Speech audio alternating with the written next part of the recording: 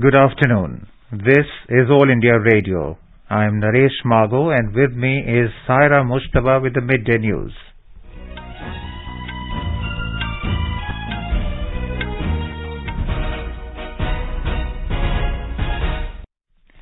The headlines. Prime Minister Narendra Modi addresses inaugural session of All India Conference of Law Ministers and Secretaries at Kevadia, Gujarat virtually. Says delay in justice is one of the major challenges before the country. Prime Minister asserts that in last 8 years, more than 1,500 old and irrelevant laws have been repealed and over 32,000 compliances reduced. Self-reliance in defence sector and secured borders are critical aspects for making India a powerful nation, says Defence Minister Rajnath Singh. India Post releases a special cover on sea buckthorn as lay product under One District, One Product theme. Russian President Vladimir Putin says India always advocates the necessity to establish a dialogue and resolve things peacefully.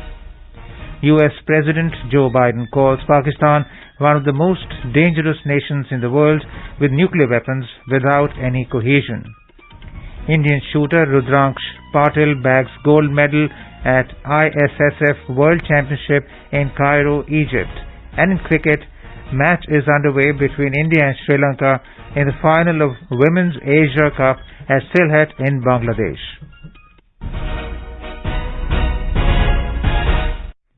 Prime Minister Narendra Modi has said the alternative dispute resolution mechanism needs to be encouraged at the local level in states to ensure speedy justice to the people. The Prime Minister was addressing the gathering after virtually inaugurating the All India Conference of Law Ministers and Law Secretaries being held at Ekta Nagar in Kevadia, Gujarat. He also lauded the role of Lok Adalats in speedy disposal of cases. हमने देखा है कि देश में त्वरित न्याय का एक और माध्यम लोक अदालतें भी बनी हैं। कई राज्यों में इसे लेकर बहुत अच्छा काम भी हुआ है। लोक अदालतों के माध्यम से देश में बीते वर्षों में लाखों केसों को सुलझाया गया है। इनसे अदालतों का बोझ भी बहुत कम हुआ है और खास तौर पर गांव में रहने वाले लोगों को, गरीबों को न्याय मिलना भी बहुत आसान हुआ है। The Prime Minister said delay in justice is one of the major challenges before the country. He lauded the role of Evening Courts initiative in Gujarat.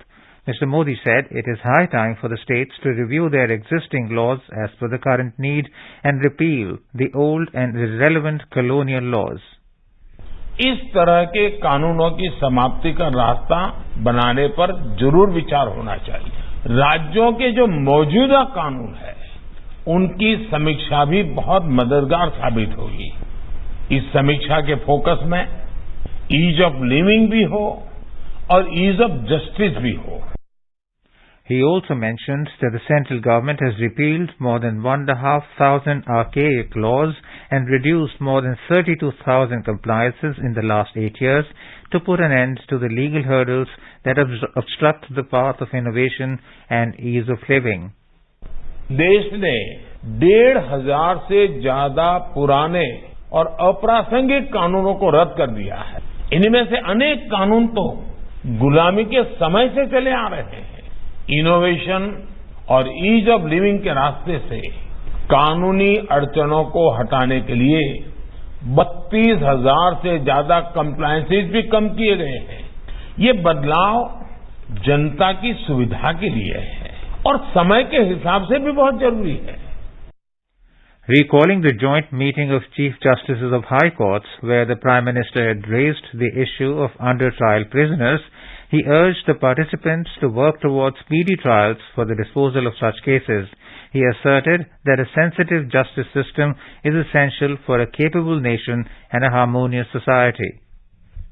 स्वस्थ समाज के लिए, आत्मविश्वास से भरे समाज के लिए, देश के विकास के लिए भरोसेमंद और त्वरित न्याय व्यवस्था बहुत ही आवश्यक है। जब न्याय मिलते हुए दिखता है तो संवैधानिक संस्थाओं के प्रति देशवासियों का भरोसा मजबूत होता है और जब न्याय मिलता है तो देश के सामान्य मानवी का आत्मविश्वास भी उतना ही बढ़ता है। Stressing upon the ease of justice, Mr. Modi also advocated for the role of mother tongue in judicial proceedings. He added that the language of law should not be the hindrance in delivering justice. He also highlighted the initiatives such as e-courts mission, e-filing of cases, virtual hearing, etc. to reduce the pendency of cases. Union Law Minister Kiran Rijiju in his opening remarks also stressed on the coordination between the judiciary and the executive to minimize the delay in justice delivery and ensure welfare of people. The conference has been organized by the Ministry of Law and Justice, which aims to provide a platform for policy makers to discuss issues related to the Indian legal and judicial system. Law ministers and secretaries of law department of states and union territories participated in this conference. Through this conference, states and union territories will share their best practices as well as exchange new ideas. In order to expedite the justice process, alternative dispute resolution mechanisms such as arbitration will also be discussed in the conference. Union Information and Broadcasting Minister Anurag Singh Thakur will be on a 3-day visit to Gujarat from today. Mr. Thakur will participate in BJP's Gujarat Gaurav Yatra in the Surendranagar district today. The minister will address public meetings at places including Malwan, Surendranagar and Limdi. Mr. Thakur will interact with children innovators and stakeholders of sports startup researchers at Gujarat University in Ahmedabad on Monday. He will also participate in the Sabarmati Samvad program at the Sabarmati riverfront. The minister will also attend the Modi at 20 book launch event in Gandhinagar. Defence Minister Rajnath Singh has asserted that self-reliance in the defence sector and secured borders are the critical aspects for making India a powerful nation. During an event in New Delhi today, Mr. Singh underlined the government's focus to equip the armed forces with state-of-the-art weapons system and equipment manufactured by a self-reliant defence industry.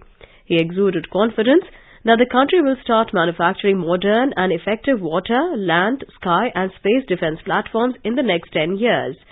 The Defence Minister said defence exports have seen a massive jump in the recent years.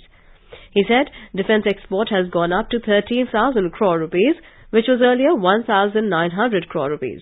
Terming border areas development as a priority area of this government, Mr. Singh said efforts are being made to increase connectivity with far-flung areas to further strengthen the preparedness of the armed forces.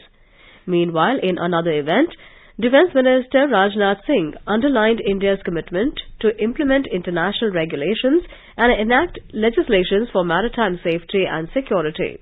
He said India believes to establish cooperative mechanism with nations and engage in capacity building of maritime law enforcement agencies. Speaking at the 18th Heads of Asian Coast Guard Agencies meeting at New Delhi, Mr. Singh highlighted that with more maritime activities, maritime safety and security demand more cooperation among nations.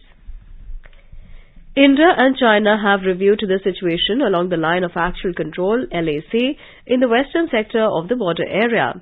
During the 25th meeting of the Working Mechanism for Consultation and Coordination on India-China Border Affairs, the two countries agreed to continue discussions through diplomatic and military channels to resolve the remaining issues along the LAC at the earliest, to create conditions for restoration of normalcy in bilateral relations.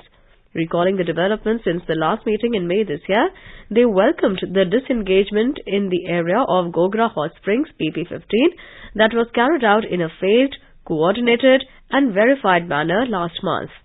To achieve the objective of resolution of remaining issues along the LAC in the western sector in accordance with the existing bilateral agreements and protocols, they agreed to hold the next round of senior commanders meeting at an earlier date.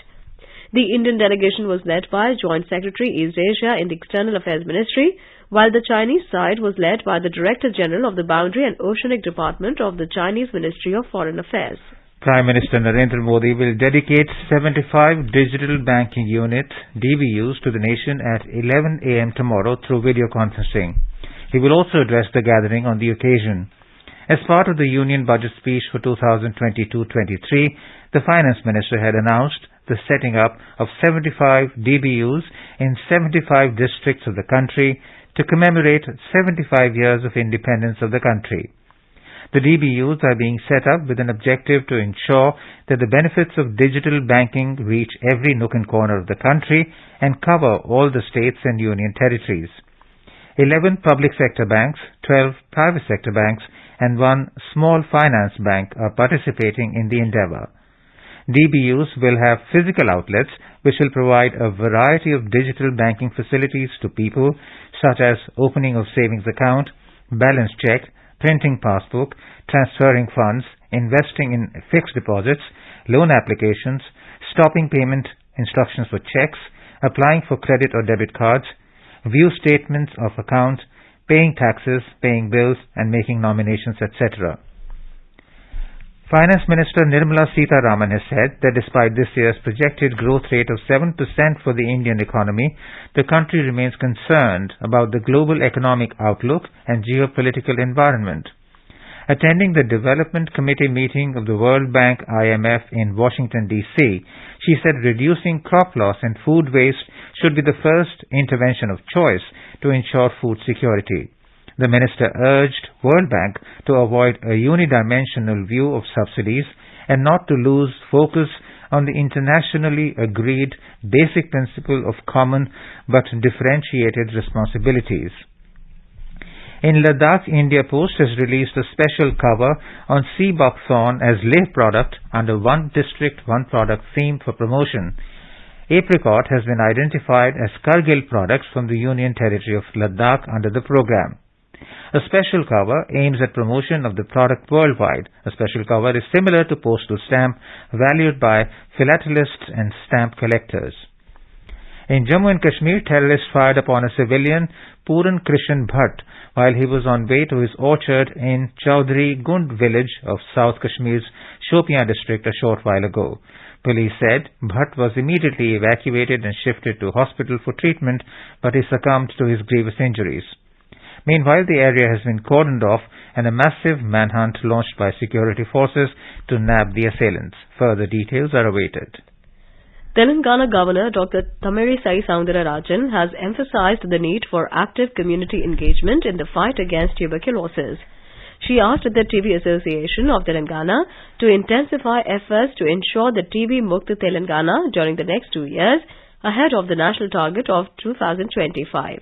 She distributed nutritious food baskets to TB patients this morning in Hyderabad.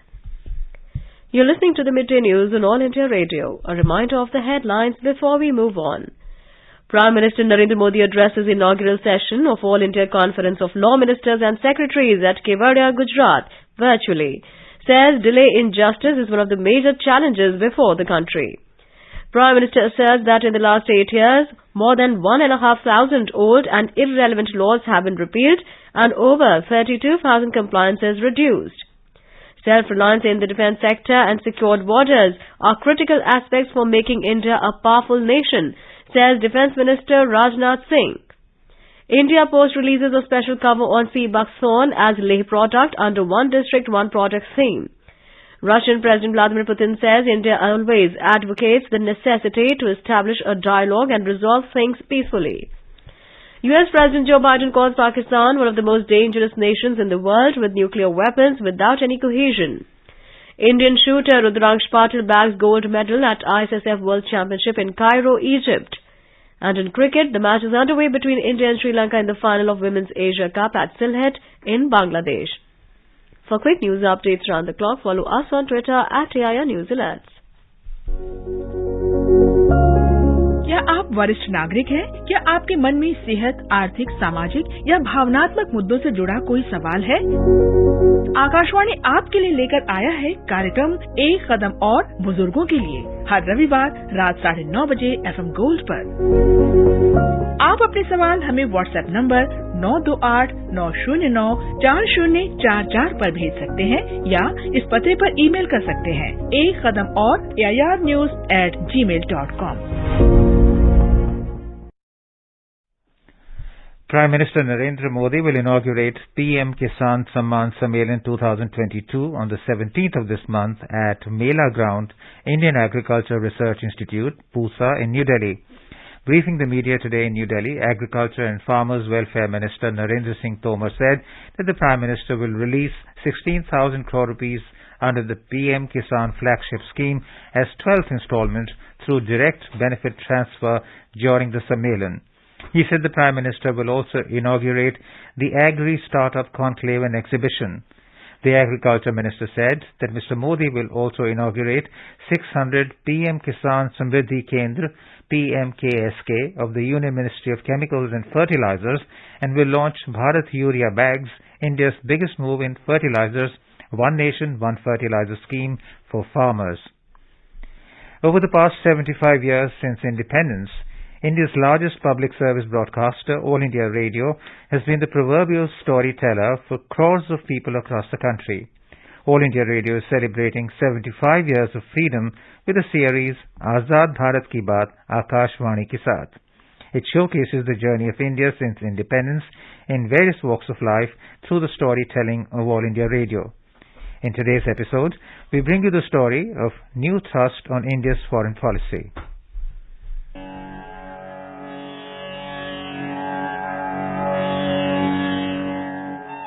With 75 years of independence, the country has a greater sense of confidence and optimism in articulating an India-first foreign policy. India decides for itself, and its independent foreign policy cannot be subject to intimidations. The COVID pandemic has brought out the risks of the over-centralized model of globalization that was being followed. Consequently, it has encouraged the building of reliable and resilient supply chains. India's message is one of engaging the world intensively, obviously drawing benefits for our own people, but while also contributing in greater measure to global welfare, development and security. External Affairs Minister Dr. S. Jaishankar said that Indian foreign policy thinking is displaying greater conceptual and operational clarity. I hope that you also share my belief that Indian foreign policy thinking is displaying greater conceptual and operational clarity. Whether it is explanation or communication,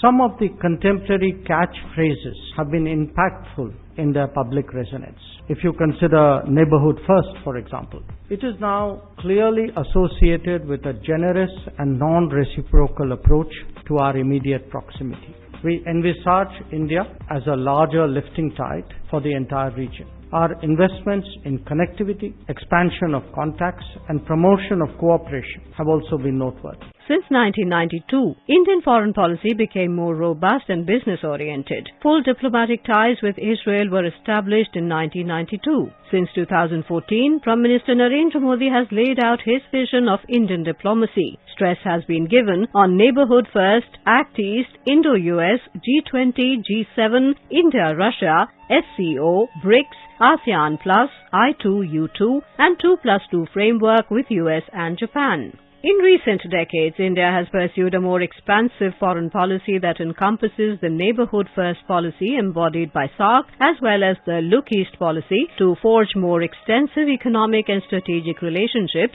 with other East Asian countries. Whether it was during the COVID-19 pandemic or the economic challenges, India has gone the extra mile for its neighbors and will continue to do so. Its awareness for extended neighborhood has been expressed as an Act East policy, a Sagar outlook, a Gulf engagement, and a Central Asia initiative. India's diplomacy has also naturally focused on major powers, on key economic hubs, on significant energy sources, and on influential regional players. With open-mindedness and objectivity, the country has been practicing the mantra of Sabka Saath, Sabka Vikas, Sabka Vishwas in its foreign policy. India has always viewed the United Nations as important to global peace, security and development. It currently serves as a non-permanent member of the Security Council and one very active in UN organizations and in its peacekeeping. From the Quadrilateral Security Dialogue, the Quad, to the BRICS, there is a long list of memberships that India holds.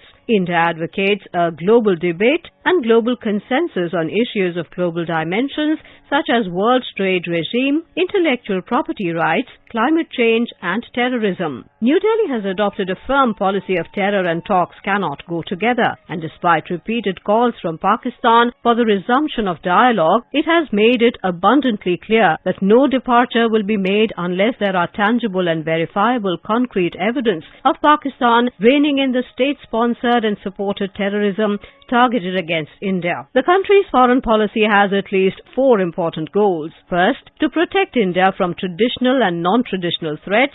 Second, to create an external environment which is conducive for an inclusive development of India so that the benefits of growth can reach the poorest of the poor in the country. Third, to ensure that India's voice is heard on global forums and that India is able to influence world opinion on issues of global dimensions. And fourth, to engage and protect the Indian diaspora. Today's self-confident India has a new voice in the global firmament, rooted in its domestic realities and civilizational ethos, as well as firm in the pursuit of its vital interests.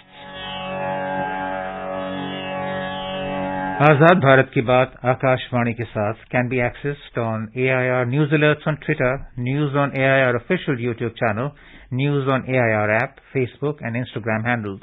So tune into All India Radio News for Azad Bharat Ki Baat Akashvani ke saath. In some more news, President Draupadi Murmu, Vice President Jagdeep Dhankar and Prime Minister Narendra Modi paid tribute to former President Dr. APJ Abdul Kalam on his birth anniversary today. The President and officials of Rashtrapati Bhavan paid floral tributes in front of the portrait of Dr. Abdul Kalam. In a tweet, the Vice President said, Dr. APJ Abdul Kalam, the Missile Man of India, was an illustrious scientist and inspirational leader who continues to spark dreams and aspirations in young Indian minds. In a tweet, Prime Minister Modi said he is greatly admired for his contribution to the nation as a scientist and as a president who struck a chord with every section of the society. US President Joe Biden has described Pakistan as one of the most dangerous nations in the world, which holds nuclear weapons without any cohesion. The US President made these remarks at a Democratic Congressional Campaign Committee reception in Los Angeles, California yesterday. The remarks on Pakistan were made while Biden was talking about US foreign policy with regard to China and Russia. Mr. Biden concluded by saying that he considered Pakistan to be the most dangerous country in the world. His remarks could be seen as a setback to Pakistan's bid to improve ties with the US. These comments come 2 days after the release of the US National Security Strategy, which made no reference to Pakistan. Russian President Vladimir Putin has said that India always speaks about the necessity to establish a dialogue and resolve things peacefully, and Russia knows India's position and concerns regarding the Ukraine conflict. He was addressing a news conference in Kazakh capital Astana yesterday. The Russian president's statement comes after a month when Prime Minister Narendra Modi advised him that today's era is not of war during a meeting that occurred on the sidelines of the SCO summit in Uzbekistan. Prime Minister Modi had also called for early cessation of hostilities at a bilateral meeting with Putin and established the need to find ways to address the problems of food, fuel security and fertilizers. Russian President further said that there is no need for massive strikes against Ukraine for now and added that they've acted correctly against Kyiv. The United States has announced an additional $725 million for military assistance to Ukraine. Amid the ensuing conflict between Russia and Ukraine post the Crimea Bridge bombings, the U.S. on Friday announced 23rd drawdown of U.S. arms and equipment for Ukraine since August 2021. This drawdown includes additional arms, munitions, and equipment from U.S. Department of Defense inventories. In a statement, U.S. Secretary of State Antony Blinken said this additional aid will bring the total U.S. military assistance for Ukraine to an unprecedented more than $18.3 billion since the beginning of the Biden administration. Meanwhile, addressing a news conference in Kazakhstan's capital Astana on Friday, Russian President Vladimir Putin said that any direct contact or direct clash of NATO troops with the Russian army would lead to a global catastrophe. Indian Space Research Organisation ISRO will launch 36 satellites of UK's global communications network, OneWeb, on the 23rd of this month. The launch of satellites is scheduled for 7:12 a.m. on 23rd of October. The commercial launch on board the GSLV Mark III, India's heaviest satellite, is being facilitated by Space PSU New Space India Limited. ISRO has at least 6 commercial missions planned in the next few months. In ISSF World Championship, Indian shooter Rudraksh Balasaheb Patil won the gold medal in men's 10-meter air rifle event in Cairo, Egypt yesterday. With this win, he also secured a 2024 Paris Olympics quota for the country. In the gold medal match, he defeated Italy's Danilo Denis Solazzo 17-15. He is the second Indian to achieve the feat after Olympic champion Abhinav Bindra, who had won the gold in this event in 2006 in Zagreb, Croatia. This was Rudraksh's first appearance at a World Championship. In Asia Cup T20 cricket final, Sri Lanka were 54 for 9 wickets at the end of 19 overs when the reports last came in.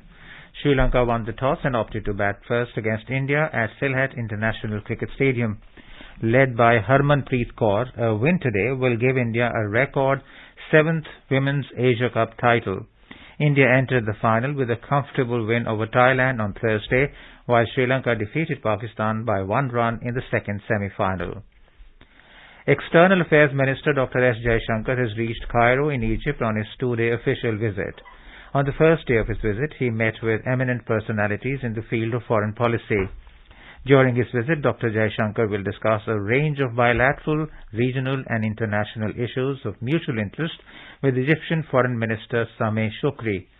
The External Affairs Minister will also interact with the Indian community and address a gathering of Egyptian and Indian business community. Our correspondent reports that Egypt has been one of India's largest trading partners in Africa, and the promotion of bilateral trade, commerce and investments will be one of the focus areas during the visit. India-Egypt bilateral trade has touched a record high of $7.26 billion during the last financial year. Indian investment in Egypt is worth $3.15 billion.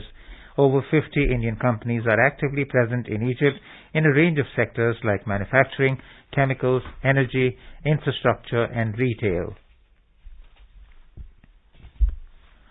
U.S. Congressman Steve Chabot, along with Congressmen of Indian origin Ro Khanna, introduced legislation in the U.S. House of Representatives to declare Pakistan Army action against Bengalis in 1971 during the Liberation War of Bangladesh as genocide and crime against humanity. Chabot said that they must not let the years erase the memory of the massacred millions, and recognizing the genocide would strengthen the historical record and educate fellow Americans. Now let's have a look at the weather forecast for the day. National capital Delhi will have a mainly clear sky. The minimum temperature was 19 degrees Celsius and the maximum will be around 32. Mumbai will have rain or thunder showers. Kolkata will have a partly cloudy sky with possibility of moderate rain or thunderstorm. Chennai will have a thunder shower with rain. Srinagar, Jammu and Muzaffarabad will have mainly clear skies. In Srinagar, the minimum temperature was 7 degrees Celsius and the maximum will be around 25, while in Jammu, the minimum was 18 and maximum will be around 32 degrees. Muzaffarabad had a minimum temperature of 13 degrees Celsius and the maximum will be around 31. Leh and Gilgit will have a mainly clear sky, and the temperature in Gilgit would be -1 and 15 degrees Celsius, and in Gilgit the temperature will hover between 5 and 26 degrees Celsius. In the south, Hyderabad will have a generally cloudy sky with moderate rain. Bengaluru will have a generally cloudy sky with 1 or 2 spells of rain or thunder showers. In the northeast, Imphal and Kohima will have a partly cloudy sky with possibility of development of thunder lightning. Shillong will have a mainly clear sky. Guwahati, Agartala, Aizawl and Itanagar will have partly cloudy skies with possibility of development of thunder lightning. And now, before we end the bulletin, the headlines once again. Prime Minister Narendra Modi addresses inaugural session of All India Conference of Law Ministers and Secretaries at Kevadia, Gujarat virtually. Says delay in justice is one of the major challenges before the country. Prime Minister asserts that in the last 8 years, more than 1,500 old and irrelevant laws have been repealed and over 32,000 compliances reduced. Self-reliance in defence sector and secured borders are critical aspects of making India a powerful nation, says Defence Minister Rajnath Singh. India Post releases a special cover on sea buckthorn as lay product under One District, One Product theme. Russian President Vladimir Putin says India always advocates the necessity to establish a dialogue and resolve things peacefully. US President Joe Biden calls Pakistan one of the most dangerous nations in the world with nuclear weapons without any cohesion. Indian shooter Rudransh Patil bags gold medal at ISSF World Championship in Cairo, Egypt.